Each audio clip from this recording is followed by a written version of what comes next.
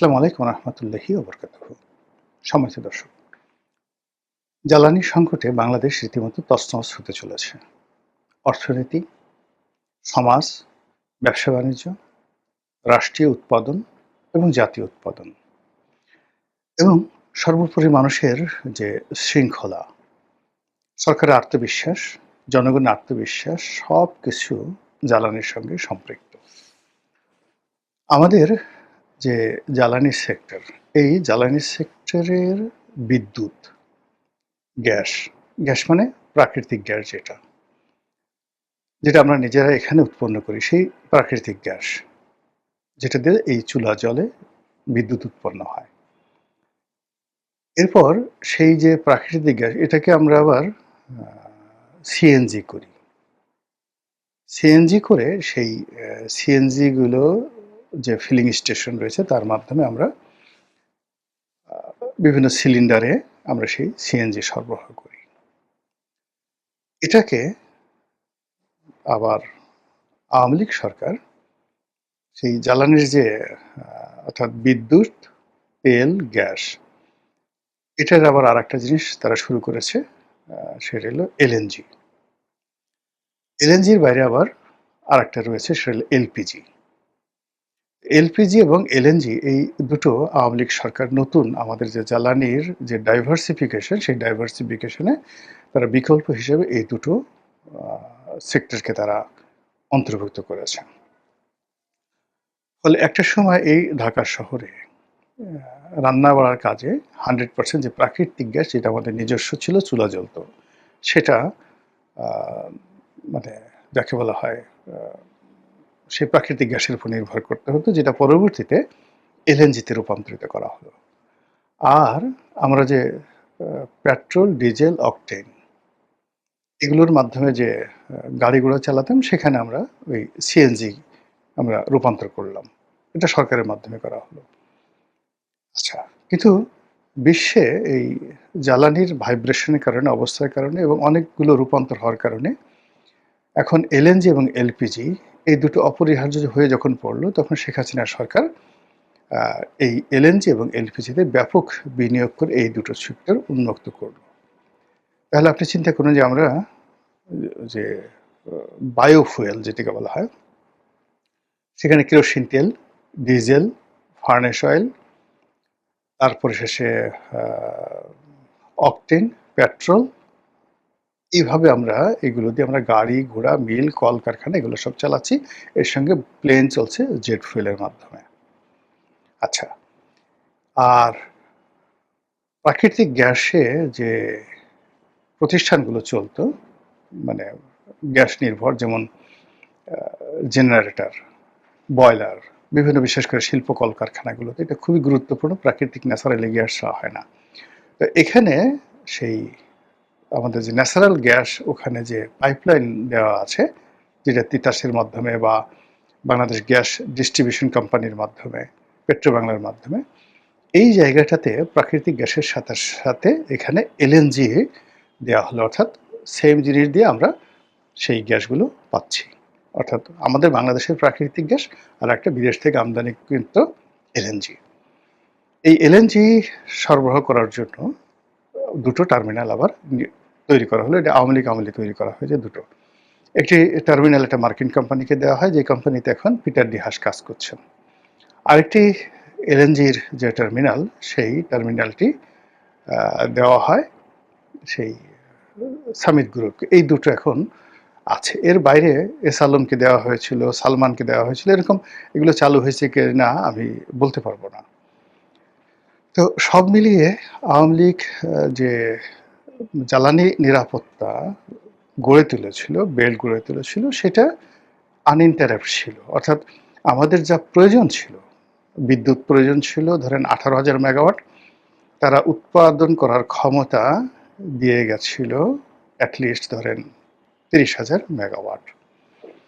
এরপর আমাদের প্রাকৃতিক গ্যাস, সিএনজি, এলএনজি, এলপিজি এগুলো বিদেশ থেকে এসে আমাদের প্রয়োজন মেটানোর জন্য যে ধরনের সিস্টেম থাকা দরকার, মোটামুটি একমাত্র প্রাকৃতিক গ্যাস এবং এলএনজির এই সরবরাহটা আওয়ামী লীগ 60% করতে পেরেছিল, 40% এখানে লোডশেডিং হতো, মানে ফ্যাক্টরিগুলো ঠিকমতো গ্যাস পেত না।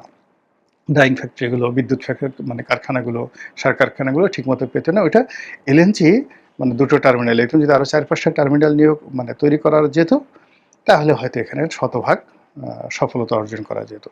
কিন্তু তারপরে আওয়ামী লীগ জমানাতে বিদ্যুৎটা শতভাগ ছিল, তারপরে এলপিজির কোনো সমস্যা ছিল না, এলএনজির এবং প্রাকৃতিক গ্যাস, সেই প্রাকৃতিক গ্যাসের 60% তারা মোটামুটি সরবরাহ করতে পারতো। এই 60% কনজিউম দিয়ে আর বিদ্যুৎ দিয়ে মানে ইলেকট্রিসিটি দিয়ে এবং ডিজেল দিয়ে ইন্ডাস্ট্রিগুলো মোটামুটি চলে যাচ্ছিল। আওয়ামী লীগ সরকারের সময় শেষ দিকে এসে যে প্রবলেমটা হয়ে গেল সেটা হলো এই যে বিদ্যুতের যে সেক্টর, এই সেক্টরে প্রচুর সিস্টেম লস। সেই সিস্টেম লসের পরিমাণটা একজ্যাক্টলি আমি এখানে বলতে পারবো না, but it's not less than 40,000 crore টাকা ইয়ারলি। আর এখানে ভর্তুকির পরিমাণও অলমোস্ট এই 40,000, অর্থাৎ অলমোস্ট 80,000, 80,000 কোটি টাকা ভর্তুকি এবং সিস্টেম লস। এখন সেই ভর্তুকিটা প্রথমত যারা বিদ্যুৎ উৎপন্ন করছে, এলএনজি সরবরাহ করছে, তাদের সাথে পেট্রোবাংলার চুক্তি, পেট্রোবাংলার সঙ্গে পিডিবির চুক্তি, পিডিবির সঙ্গে পল্লী বিদ্যুতের চুক্তি, আবার গ্রাহক পর্যায় থেকে সেগুলো কালেকশন করা, কালেকশন করার পর সেগুলো আবার ভ্যাট হিসেবে সরকারকে পেমেন্ট করা, ট্যাক্স হিসেবে কাস্টমসকে পেমেন্ট করা, এই সব কিছুটা চক্রের মধ্যে দেখা গেল 80,000 কোটি টাকা বের হয়ে যেত। অর্থাৎ জনগণ দিত, কিন্তু জনগণ দেওয়ার পরে এই 80,000 কোটি টাকা সামহাউ চুরি চামারি এখানে হয়ে যাচ্ছিল। তো এই চুরি চামারির সাথে সাথে আবার যেটা ছিল, এই মানে প্রতিষ্ঠানগুলো তৈরি করার জন্য বিশাল বিনিয়োগ, সরকারি বিনিয়োগ, বেসরকারি বিনিয়োগ এবং তার সাথে ব্যাংকগুলো তৈরি করেছে। ফলে এই পুরো জ্বালানি সেক্টরে আওয়ামী লীগ জমানাতে একটা হিউজ প্রবলেম তৈরি হয়েছিল এবং সেই প্রবলেমের কারণে সরকারের শেষ সময়টাতে এসে দেখা গেল যে বৈদেশিক ঋণ, আমদানি, এলসি করা এবং ব্যাংকিং প্রবলেমের কারণে এমন অবস্থা হয়ে গেল যে সোনালী ব্যাংক, জনতা ব্যাংক, অগ্রণী ব্যাংক, পেট্রোবাংলার কোনো এলসি, ডিজেল, ফুয়েল এগুলো আমদানি করার জন্য তারা এলসি খুলতে পারছে না, সরকার টাকা দিতে পারছে না। আবার সরকার বাংলাদেশ ব্যাংক থেকে গ্যারান্টি দেওয়ার পরেও বিদেশের যে ব্যাংকগুলো, সেটা বাংলাদেশের এই ব্যাংকগুলোর এলসি তারা নিত না। এখানে 1% Standard Chartered Bank, Citi Bank, NA এদের মাধ্যমে সেই গ্যারান্টি দিতে হতো, থার্ড পার্টি গ্যারান্টি দিতে হতো। ফলে ওই সময়টিতে সক্ষমতা 23,000 মেগাওয়াটের সক্ষমতা থাকা সত্ত্বেও সরকার প্রায় 2,000 মেগাওয়াট সেই যাকে বলা হয় লোডশেডিং করতে বাধ্য হয়েছিল। এবং নসরুল হামিদ বিপু তখন মন্ত্রী ছিলেন, তখন তিনি বলেছিলেন যে এটা সাময়িক, বিকজ আমরা এখন এলসি করতে পারছি না, বিদ্যুতের জন্য পর্যাপ্ত আমরা জ্বালানি আনতে পারছি না, না পারার কারণে অনেকগুলো মানে আমাদের যে প্রতিষ্ঠানকে বসিয়ে রাখতে হচ্ছে এবং বসিয়ে বসিয়ে আমাদেরকে দিতে হচ্ছে। ফলে 2-3 মাস ভীষণ রকম কিন্তু বিদ্যুতের সমস্যা হয়েছিল। কিন্তু সামহাউ এই একই স্ট্রাকচারের মধ্যে থেকেও ডক্টর মোহাম্মদ ইউনূসের জামানাতে এই আওয়ামী লীগের যে স্ট্রাকচার যা আমি বললাম, এটা তারা 1 মেগাওয়াট বাড়ায়নি, কমায় নাই, কোনো কিছু বন্ধ করেনি, কিন্তু টোটাল সিস্টেমটা কিন্তু তারা 18 মাস চালিয়ে নিয়েছিল। ফলে এই 18 মাসে আমরা কোনো পেট্রোল পাম্পে সিএনজির সমস্যা ছিল না, এলএনজির সমস্যা ছিল না, এলপিজির সমস্যা ছিল না, এমনকি ন্যাচারাল গ্যাসের সমস্যা ছিল না, বিদ্যুতের লোডশেডিং ছিল না। এটা ডক্টর মোহাম্মদ ইউনূসের জমানাতে হোয়াট এভার মেবি তারা কিন্তু সেটা চালিয়ে গেছে, প্রশংসার দাবিদার। আবার একইভাবে হাসিনা, শেখ হাসিনার জমানাতে 17 বছর এই সমস্যাগুলো ছিল, বাট তারা এগুলো ম্যানেজ করে ফেলছে। তো ম্যানেজ করার কারণে মানে জনগণ তৃপ্ত। জনগণ তৃপ্ত কীভাবে, এটা কী হলো, তারা এভাবে খুশি থেকে গালাগালি করতো যে এই শেখ হাসিনা এই অমুকরে ক্যাপটিভ পাওয়ার দিয়েছে, অমুকরে ওটা দিয়েছে, ওটা দিয়েছে, এখানে 1,000 কোটি টাকা ব্যবসা হয়েছে, এগুলো শুনতো আর গালাগালি করতো। কিন্তু ঘরে বিদ্যুৎ আসতেছে, গাড়িগুলো ঠিকমতো চলতেছে, ফ্যাক্টরি চলছে, ব্যবসা বাণিজ্য হচ্ছে, যার জন্য মানুষ সেই গালাগালির মধ্যেই সীমাবদ্ধ ছিল, কিন্তু বিক্ষুব্ধ ছিল না। কিন্তু তারেক রহমান সাহেবের সরকার আসার সঙ্গে সঙ্গে দেখা গেল যে ইউনূস সরকারের 18 মাসের ধারাবাহিকতা আর বিগত সরকারের 15 বছরের ধারাবাহিকতা, এই টোটাল 17 বছরের সব কিছু মানে গত ৭ মাসে রীতিমতো মুখ থুবড়ে পড়েছে। এখন সরকার খোলামেলা আগের মতো বলছে না। পত্রপত্রিকাগুলো খোলামেলাভাবে আওয়ামী লীগ জমানাতে বা ইউনূসের জমানাতে যেভাবে রাষ্ট্রের অনেক গুরুত্বপূর্ণ বিষয় লিখতে পারত।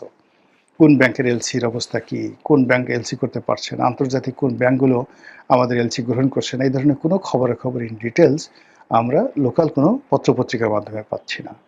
আর এই বিষয়গুলো মানে আন্তর্জাতিক মিডিয়াতেও ওইভাবে আসছে না। আর যেহেতু বিষয়গুলো অত্যন্ত টেকনিক্যাল, আমরা যারা এখানে কন্টেন্ট ক্রিয়েট করি, আমরা ইন ডিটেলস এই জিনিসগুলো এনে তারপরে সাংবাদিকদের মতো অনুসন্ধানী করে টু দি পয়েন্ট এইগুলো নিয়ে রিপোর্ট করব, ঠিক ওইরকম অবস্থা আমাদের দেশে আসলে কন্টেন্ট ক্রিয়েশনটা আমাদের দেশে এখন পর্যন্ত গড়ে ওঠেনি।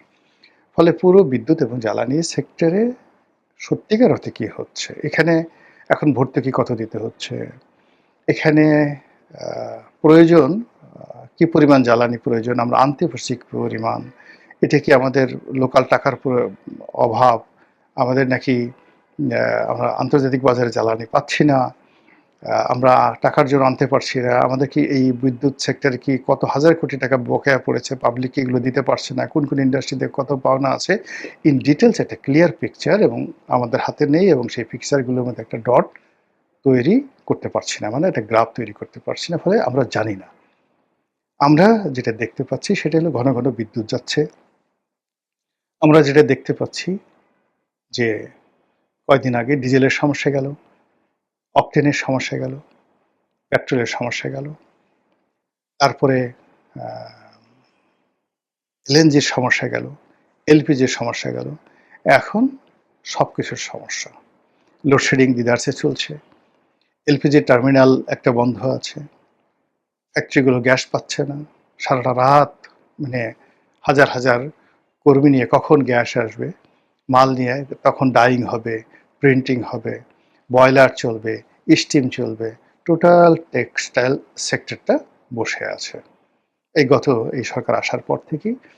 এবং শান্তিতে, মানে এখানে যারা স্পিনিং মিল চালাচ্ছে, যারা ডাইং ফ্যাক্টরি চালাচ্ছেন, যারা কম্পোজিট টেক্সটাইল চালাচ্ছেন, যারা গার্মেন্টস ফ্যাক্টরিতে চালাচ্ছেন, বড় গার্মেন্টস ফ্যাক্টরি যাদেরকে স্টিম আয়রন লাগে, এবং এই ডুয়েল ফুয়েল দিয়ে যারা চালাতে পারছে না, ডিজেল যাদের নাই, কিংবা ডিজেল আছে, ডিজেলে অনেক কস্টিং চলে যাচ্ছে, আবার সেই ডিজেলও তারা ঠিকমতো পাচ্ছেন না, ব্যাংক সাপোর্ট দিতে পারছে না, ইলেকট্রিসিটি সাপোর্ট দিতে পারছে না, ডিজেল পাওয়া যাচ্ছে না, সব মিলিয়ে একটা ফ্রাস্ট্রেশন, পুরো ব্যবসা বাণিজ্যে একটা ফ্রাস্ট্রেশন ছড়িয়ে পড়েছে।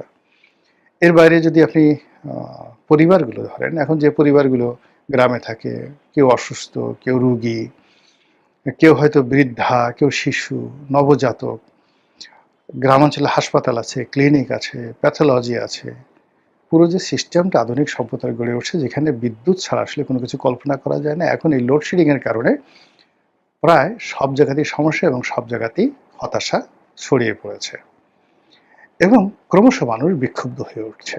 বিভিন্ন জায়গাতে সেই বিদ্যুৎ অফিসগুলো ঘেরাও করা হচ্ছে, বিদ্যুৎ বিভাগের লোকদেরকে মারধর করা হচ্ছে, তাদের নিরাপত্তার জন্য থানা পুলিশ যাচ্ছে, কিন্তু কোনো উপকার হচ্ছে না। আর এই অবস্থাতে সরকারের যারা কর্তা ব্যক্তি, তারা যে কথাবার্তা বলছে, সমস্ত দায় আওয়ামী লীগের বিগত সরকারগুলো, তাদের কোনো দায় দায়িত্ব নেই, তারা আরও 2 বছর সময় তাদেরকে দিতে হবে, আদারওয়াইজ তারা এই প্রবলেম সলভ করতে পারবে না, এটা একদিনের প্রবলেম না, এই যে কথাগুলো তারা বলছে, কিন্তু এই কথাগুলো মানুষজনকে কোনো অবস্থাতে আশ্বস্ত করতে পারছে না। তাদের বক্তব্যটা হলো যে প্রবলেম যাদের আমলে ছিল তখন তো তাদের আমলে হয়নি, তোমার আমলে এত 6 মাসে হঠাৎ প্রবলেম আসলো কেন? প্রবলেম হয়তো ইউনূসের জমানাতে হওয়ার কথা। ডক্টর মোহাম্মদ ইউনূসের লোক নাই, জোর নাই, ঢাল নাই, তলোয়ার নাই, নিধিরাম সর্দার, তো তিনি যদি এটা সুন্দরভাবে চালাতে পারেন, তা তোমরা কেন পারছো না? একেবারে আমজনতা এভাবে গালাগাল করছে। অন্যদিকে যেটা আসছে যে আগামী 2 বছর তোমরা কি সমাধান করবে? তোমরা তো এই গত 6 মাসে ডে বাই ডে তোমাদের অবস্থা খারাপ হচ্ছে। আগামী 6 মাসে তো এটা আইসিইউতে চলে যাবে। 2 বছর এটার অস্তিত্ব থাকবে কিনা? 2 বছরে তোমরা ক্ষমতায় থাকবে কিনা? কে কি হবে না হবে তার কোনো তো নিশ্চয়তা নেই। আমরা এর মধ্যে এই যে এখন কষ্ট করতেছি, আমরাই তো বাঁচতেছি না। আমাদের ফ্যাক্টরি, ব্যবসা বাণিজ্য সব বন্ধ হয়ে যাচ্ছে। তো এই যে একটা বিষয় যাচ্ছে, এরই প্রেক্ষিতে প্রধানমন্ত্রী বক্তব্য দিয়েছেন, দুঃখ প্রকাশ করেছেন জনগণের দুর্ভোগ দুর্দশার জন্যে। এটা শুনতে অনেক ভালো শুনিয়েছে, কিন্তু বাস্তবতা হলো মানুষের মন মানছে না। মানুষের শরীর, অর্থনৈতিক অ্যাবিলিটি কোনো কিছু এই জিনিসগুলো অ্যাবজর্ব করতে পারছে না। ফলে অ্যাজ এ হোল যে যার অবস্থানে আমাদের দেশের জনগণ যার যতটুকু আছে সেটুকুরে ভেঙে পড়েছে। মহান আল্লাহ আমাদের সবাইকে হেদায়েত দান করুন এবং হেফাজত করুন। আসসালামু আলাইকুম ওয়া রাহমাতুল্লাহি ওয়া বারাকাতুহু।